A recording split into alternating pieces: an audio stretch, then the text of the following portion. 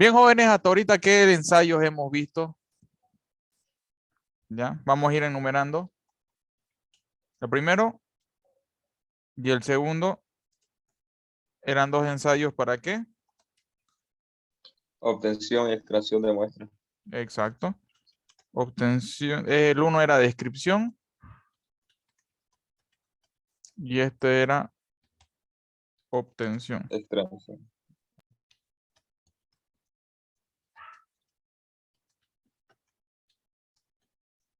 Entonces, en estos ensayos simplemente, ¿qué es lo que hacemos? Aprender a cómo se obtiene la muestra de suelo para su posterior análisis, ¿verdad? ¿Sí? Laboratorio 3 Sí. y laboratorio 4, ¿ya? ¿Era? Contenido de humedad Bien. y contenido de humedad por el método PIDI. De humedad y el mismo, pero con otro método.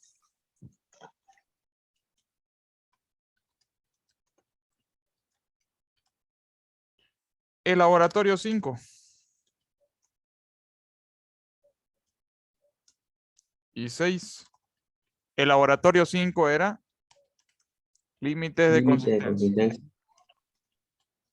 Y el 6 es granulometría de suelo. Granulometría. Pregunto, de estos 6 ensayos, ¿cuál es el que menos le han entendido para reforzar la parte teórica ahorita? El último es el que vamos a ver hoy día, clasificación. ¿Ya? Yo creo que el primero y el segundo quedaron clarísimos, ¿no? Cómo se obtiene la muestra con los barrenos. Pregunto, ¿hay alguien que no le haya entendido a esos ensayos?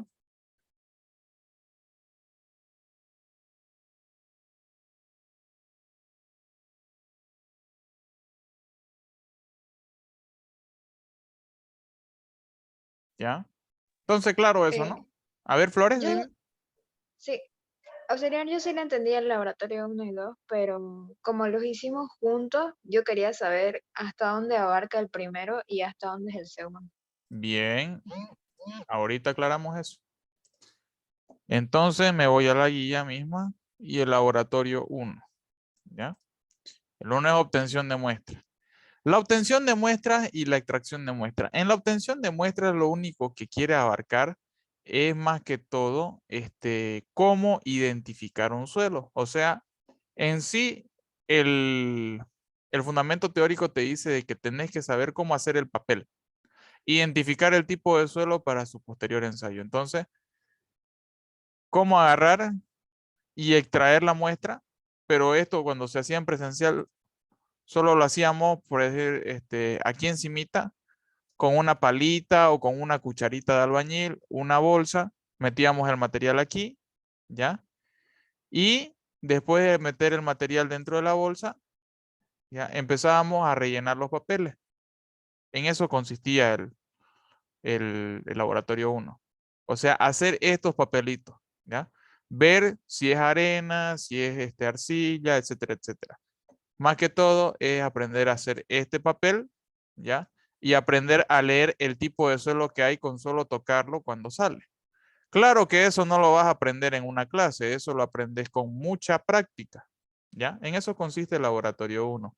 Ahora, el laboratorio número 2 consiste en hacer un perfil estatigráfico, ¿no? Aquí está, miren.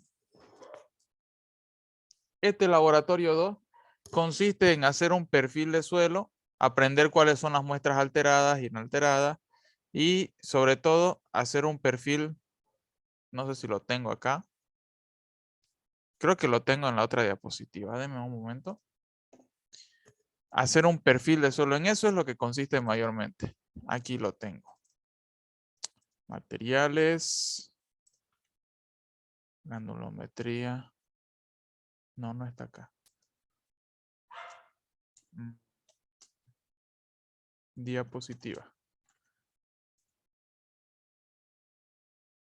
Entonces creo que es este.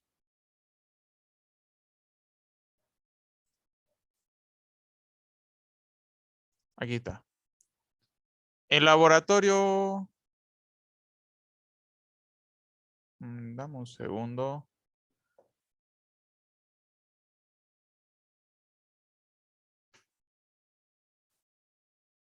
Preparación de agregados, este no es.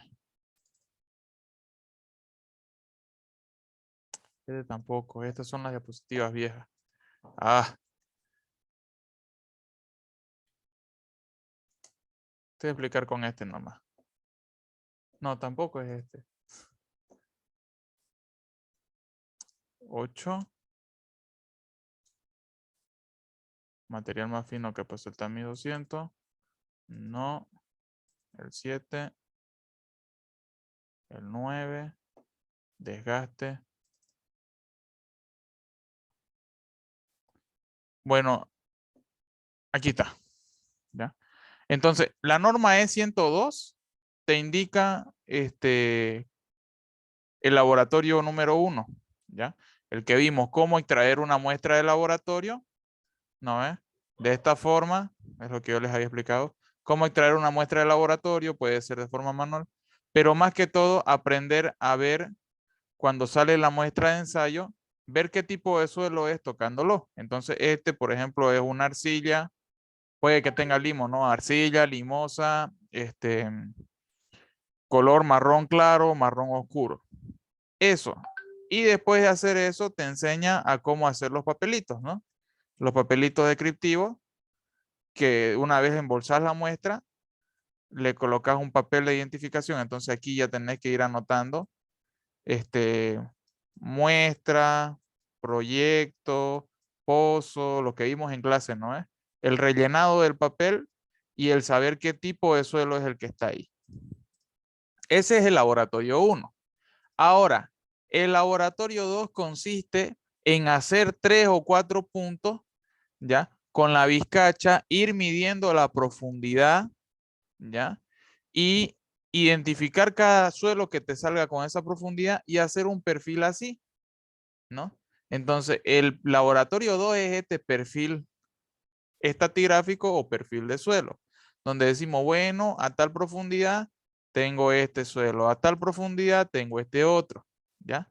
Entonces, en el laboratorio 1, usted solamente me va a poner, ¿qué cosa? Fotos de cómo se hace el pozo, ¿ya? Y foto de las muestras embolsadas. El laboratorio 2 ya es igual foto del pozo de procedimiento, pero con este perfil.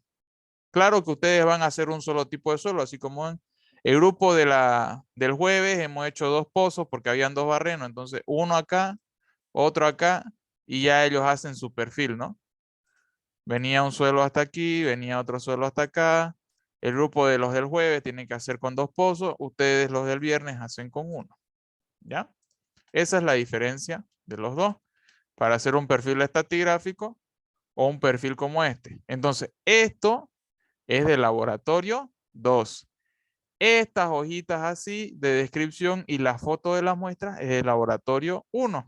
Esa es la diferencia. Esto es de laboratorio 2. ¿Ya? Punto C, descripción. Punto D, descripción. Punto A, descripción. Y con esas descripciones hacer un perfil como este. Ese era el laboratorio 2 cuando yo la daba virtual con los materiales. ¿Ya? Pero con ustedes ya saben. Laboratorio 1, laboratorio 2. ¿Sí? Por si acaso Sí, dale. ustedes no van a hacer con estos puntos aquí. Esto es un ejemplo nomás que yo les estoy mostrando. Lo de la norma HTTP 251. ¿Ya? Miren, me costó pillar la diapositiva. Era la 9. Ok. Vamos de nuevo a la pizarrita. Entonces, estábamos acá. Entonces, descripción y obtención de extracción de muestras. Ya. Ahora, los porcentajes de humedad. Les pregunto, ¿alguien tiene alguna duda de estos dos?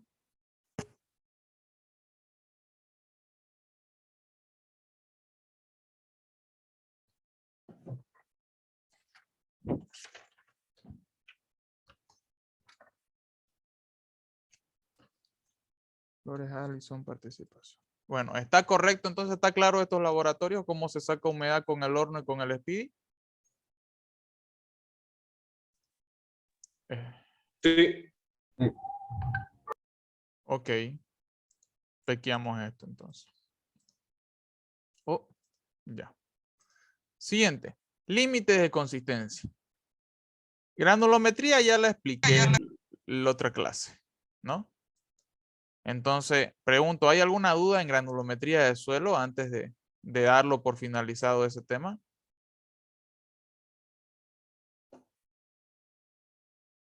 ¿Se entendió? ¿Tienen alguna duda respecto a ello?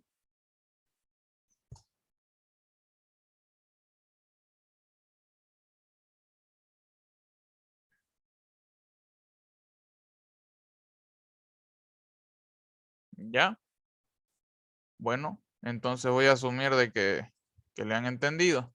Si tienen duda, avísenme también. No digan, me da vergüenza, avísenme, hablen, ¿ya? Si no se entiende algo de la materia, avisen. Si no le entienden algo al ingeniero, vengan con sus apuntes y digan, esto no le entendí y yo les voy a explicar. Paro los martes, jueves y viernes en la universidad, todín a la mañana, ¿ya?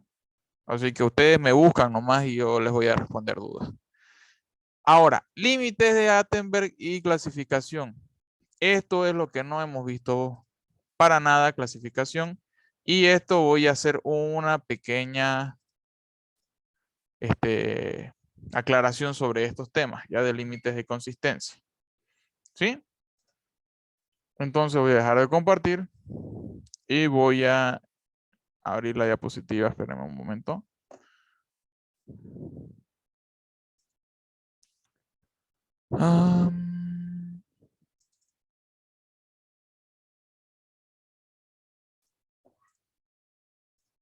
Ya. Bien. Entonces vamos a ver lo que es el laboratorio de límites de Attenberg, ¿ya?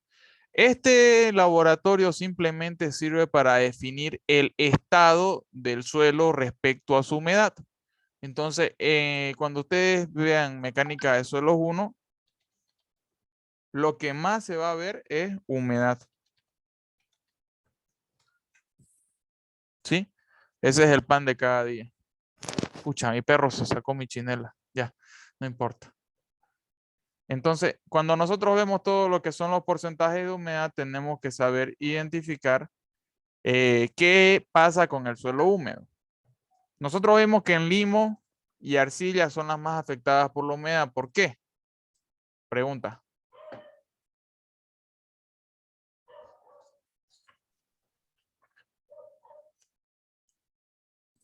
Creo que aumentaba su volumen. Apellido.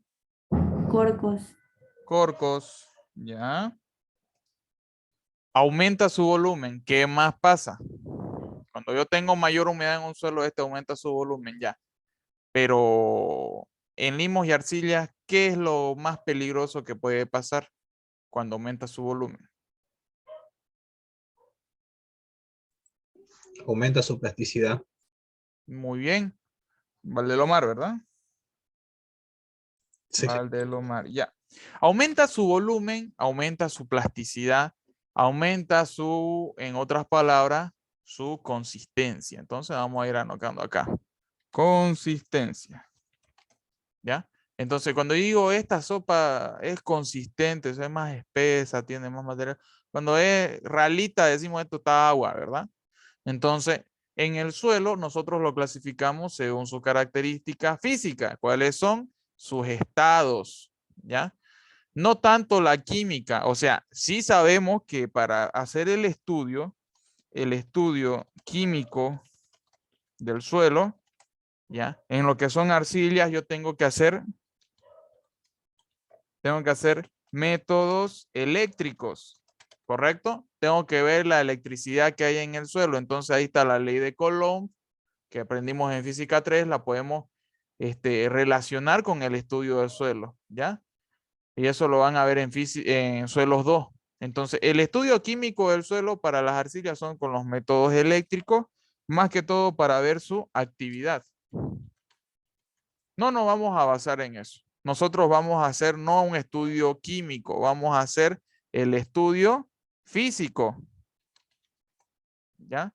El estudio físico de cómo se comporta por fuera la arcilla, no tanto la parte interna. Aunque es medio físico-químico lo que tiene la arcilla, pero no. Ustedes saben por qué, pregunta de examen con el ingeniero. ¿Por qué es importante determinar la actividad de los suelos?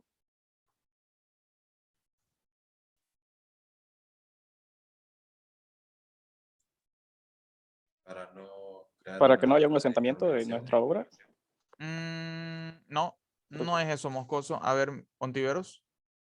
Para no crear para que no se genere después una deformación en la tierra al momento de poner la obra. No, tampoco. Esos son estudios físicos lo que me están nombrando ahorita ustedes. Pero yo les pregunto del estudio químico de la actividad de las arcillas. Está en el libro del INGE y el INGE también habló de eso. Es una pregunta de examen por si acaso.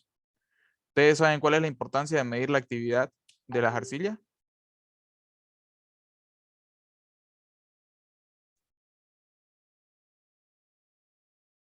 Los agarré, ¿no? A ver, Valdelomar. No sé si estoy en lo correcto, pero el ingeniero mencionó que tenían carga negativa y por lo tanto carga negativa y positiva porque tendían a comprimirse más, a pegarse más entre ellas. Ahí, vamos por ahí. Estamos bien. ¿Ya? Entonces, Sí, sí, sí. a ver, Alison. Decía que ambos se acomodaban de manera en que tienen polos opuestos y se acomodan bien. Bueno, Correcto. ¿Y qué activa esa adhesión o ese acomodo? El agua, ¿no?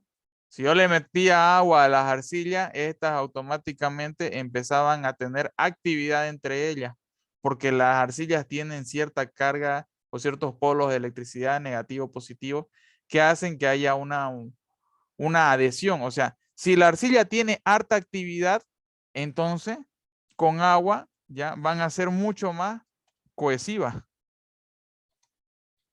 Tienen fuerza de cohesión, ¿ya? Pero si la arcilla tiene baja actividad, ¿qué significa? Tiene poca cohesión. Eso es lo que significa. ¿Ya? Y se me acabó la... Tiene poca cohesión. Bueno, no sé por qué no se guardó eso. Pero bueno, en eso consisten los estudios químicos, ¿ya?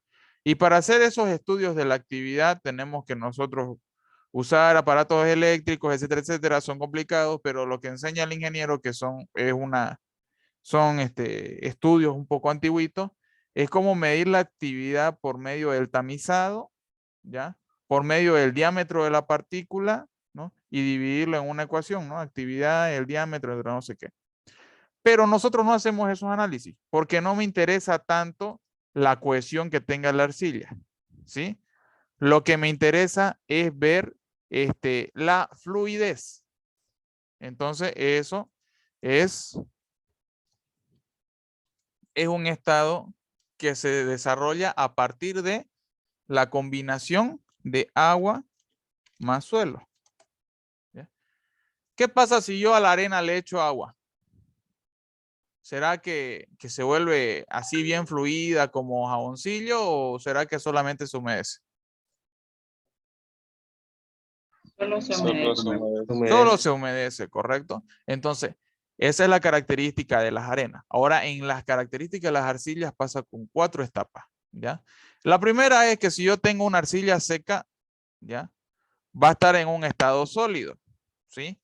Si esta arcilla tiene harta actividad, entonces, o sea, su fuerza electromagnética es fuerte, entonces va a ser más dura, ¿sí? Como hay arcillas que también están secas, pero son más blandas. Tienen dureza semidura, vamos a poner, ¿no? ¿Ya? Entonces, pueden ser duras o semiduras. Pero esto va a ir cambiando cuando yo le aumento agua. Por ejemplo, vamos a decir de que aquí esta arcilla tiene una humedad, un porcentaje de humedad del 0%. ¿Ya? Y va a tener un volumen definido, vamos a poner un volumen de 100 unidades al cubo. ¿Ya? Para que me entiendan. Entonces estamos en el caso número 1, que las arcillas tienen una forma definida y son sumamente duras, ¿ya? Ese es el caso 1. Ahora, yo voy a añadirle agua, y voy a ir aumentando su humedad. Entonces, vamos a poner aquí una escala. ¿Ya? Y voy a decir de que en esta escala, aquí vamos a estar en 0%. Y en esta escala de aquí, vamos a estar al 100%. Entonces, yo voy a ir echando agua y voy a ir subiendo. Entonces, estoy acá. Voy a echarle agua, echarle agua, echarle agua, echarle agua, echarle agua ya. Y ya llegué del 0%, vamos a decir, al 2%. Y sigue en este mismo estado. Sigue en un estado sólido, ¿ya? Sigue siendo duro, semiduro, ¿ya? El volumen no ha cambiado mucho, vamos a decir que está en 100.03, digamos, ¿no? Entonces, sigue manteniéndose en este estado. Y yo voy a poder seguir aumentando la humedad hasta que llegue a un punto, ¡pum!, donde va a cambiar la cosa, ¿no? ¿Cómo es eso que va a cambiar la cosa? Auxiliar, no le entiendo. Empezamos aquí a ver de que hay un límite, ¿no? Entonces, yo puedo echarle agua hasta el 2%, ¿no? Y aquí hay un número que se llama 2.8, digamos. Y me dice, hasta acá, hasta el 2.8, va a seguir en un estado sólido.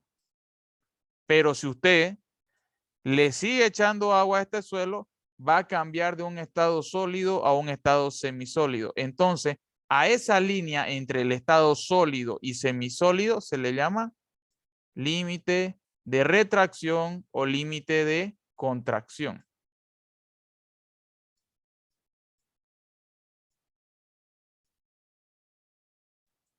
¿Ya? Entonces, ¿qué es el límite de contracción? Es aquel que me separa el estado sólido del estado semisólido. Entonces, ya no es un suelo sumamente duro como galleta que se resquebraja al deformarse. Ya es un suelo que parece un queso, un caramelo blando, que se deforma pero se agrieta. ¿Ya? Entonces, justo este límite, ¿ya?, es el que me separa el estado sólido del semisólido. O sea, el límite es nada más y nada menos que un porcentaje de humedad definido. Hasta ahí, ¿me entienden eso? Sí, sí, sí. Ya, voy a preguntar, a ver, Ángel Ricalde, ¿qué es el límite de contracción? Es lo que separa del límite de la límite de semisólido al sólido. Es el que me separa el estado sólido del semisólido del suelo. ¿Ya? Bien. Voy a anotarte entonces Ricalde, ¿no? Ricalde. Ok. Entonces ese es el primer límite. Ahora, vamos a suponer, ¿cuánto asignamos al suelo? Vamos a ponerle un 3%, digamos. Al 3% va a cambiar de un estado sólido a un estado semisólido. ¿Ya? Ahora voy a seguir aumentándole agua. ¿Ya? Entonces, del 3% lo aumento al 4, al 5. Esto está muy grande. Vamos a ponerle algo más pequeño ya. Del 3% yo lo aumento al 4, al 5, al 6, al 7, al 8%. ¡Pum! Llego acá. ¿Ya? Y aparece una barrera. Y aparece una barrera. Entonces, esta barrera me dice, bueno, estoy aquí y soy el límite plástico. Y si vos te pasás, pongámosle, del 6%, ¿ya? Ya no vas a estar en un estado semisólido. O sea, el suelo, si yo puedo llegar hasta el 6% y el suelo va a ser semisólido. Paso del 6%, 6.1, ya estoy en estado plástico, ¿no? Entonces, de parecer un queso, un caramelo, el suelo, va a parecer más un colino, una pasta dental, una manteca de cerdo, ¿no? Va a aparecer ahí la panza del auxiliar, qué sé yo, digamos, ¿no? Todo blandengue. Entonces, es un ejemplo, ¿no? El suelo va a ir cambiando respecto a la humedad del mismo. Entonces, si yo llego a pasar este límite, paso de un estado a otro. Ya no estoy en semisólido, estoy en un estado plástico. ¿Ya? Y yo le sigo aumentando agua. Entonces, le sigo aumentando agua, le sigo aumentando agua. 6, 7, 8, 8.5, 9%. Ya llego al 9%. Entonces, aquí hay otra barrera que se llama límite líquido. Entonces, ¿qué pasa si yo sobrepaso aquel 9%? ¿Quién me dice?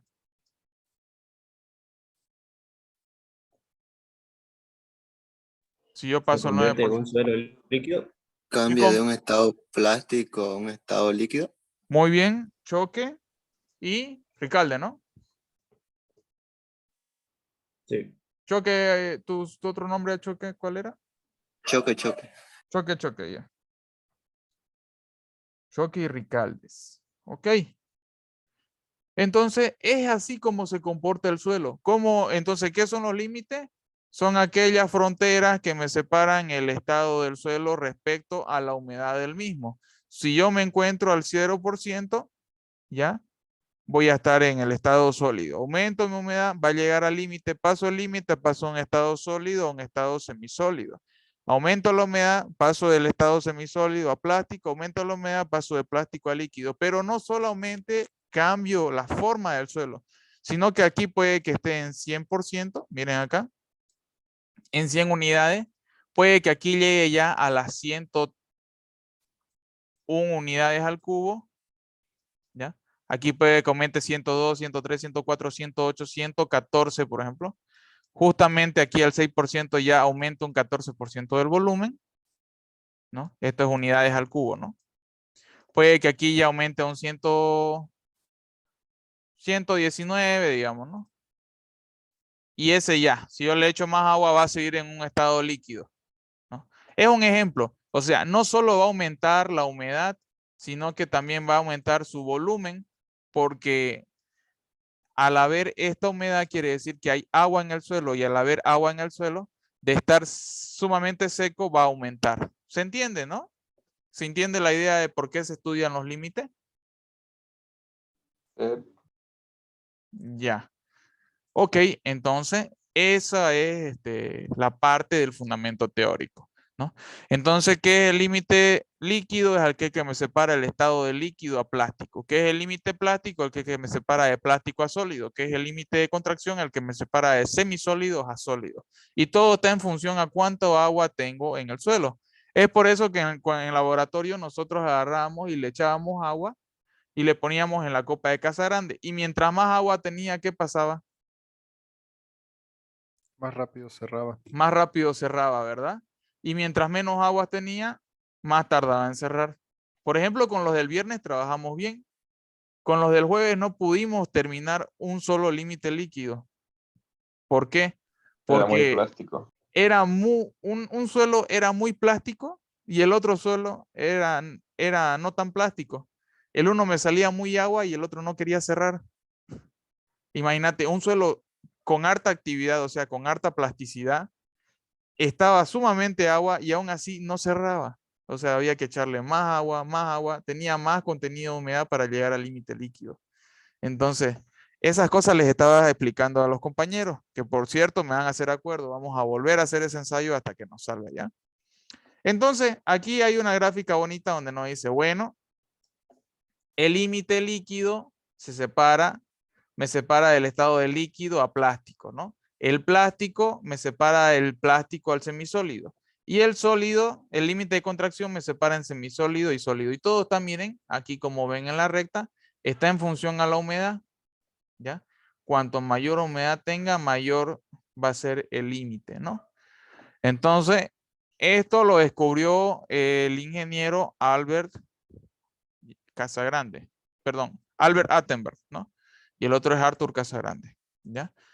¿Cómo se determina el límite líquido? Con este aparato que se llama copa de Casagrande, ¿sí? Entonces, lo importante acá es que ustedes sepan es que yo voy a humedecer una muestra de suelo, voy a enrasar con esto, y cuando yo dé 25 golpes con la copa, el contenido de humedad que tenga va a ser el límite líquido, ¿ya? Entonces, Dice aquí, el contenido de humedad que tiene el suelo por debajo del comportamiento se obtiene con la copa de Casagrande, la que vemos acá. La copa consta de un recipiente de bronce, como podemos ver, una manivela, ¿ya? Y con un ranurador. Cuando la muestra ranurada, ojo, cuando la muestra ranurada se cierra a media pulgada, ¿sí? O a 1 centímetro, digamos, decimos, ¿no? Porque es 2.5 entre 2, 1 centímetro y un poco más. En los 25 golpes, el contenido de humedad del suelo de ese momento es el límite líquido. ¿Ya? Entonces, esta es una sección de cómo está. Yo les enseñé, ¿no ve? Hasta aquí nomás se llena la muestra de suelo. No se lo llena así, se lo llena hasta ahí, ¿no? ¿Por qué? Porque así me dice la norma y así me dice el estudio de la mecánica del suelo. Ese era el límite líquido, se determina con la copa. El límite plástico lo desarrollamos haciendo rollitos de arcilla, como se acuerdan, ¿no? Hicimos rollitos, algunos hicieron con vidrio, otros con la mano y costó sacarlo. ¿No, Flavia? Flavia se durmió, parece. Bueno, allá le costó más. Y el límite de contracción no lo hemos hecho. Este ensayo no se hace. O sea, normalmente no se hace porque no te sirve de nada tener el dato del límite de contracción.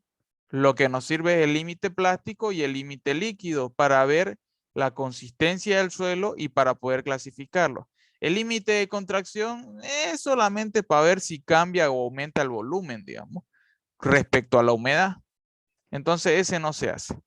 ¿Cómo se extrae la muestra? Representativa, alterada e inalterada, ¿no? Esto ya lo voy a pasar nomás. ¿Ya? Y vamos al procedimiento. Cuando nosotros hacemos el límite líquido, extraemos una muestra de suelo, ¿ya? La secamos, la trituramos y la metemos al tamiz. ¿Qué tamiz es? ¿El tamiz? 200. No, eso es Perdón, para 40. apellido. Peñalosa. Peñalosa. Ya. Peñalosa. El número 40 es para límites y el que es para granulometría es el 200. 200, correcto. ¿Ya? Entonces, aquí trituramos la muestra, metemos al tamiz número 40, ¿ya?